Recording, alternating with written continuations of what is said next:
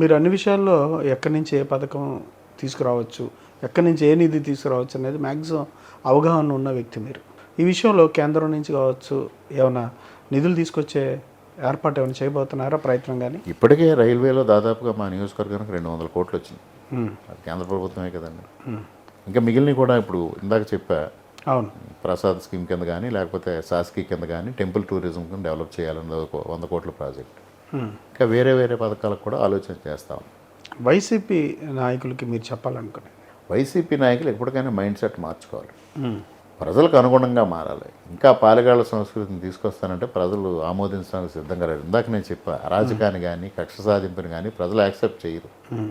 ఇంకా వాళ్ళ ధోరణి మార్చుకోవాలి. ప్రతిపక్షంలో ఉండగా కూడా ఇవాళ బంగారుపాళ్యంలో కానీ సత్తెనపల్లిలో కానీ మిగిలిన చోట్ల కానీ వ్యవహరించిన విధానం ఏ విధంగా ఉందండి?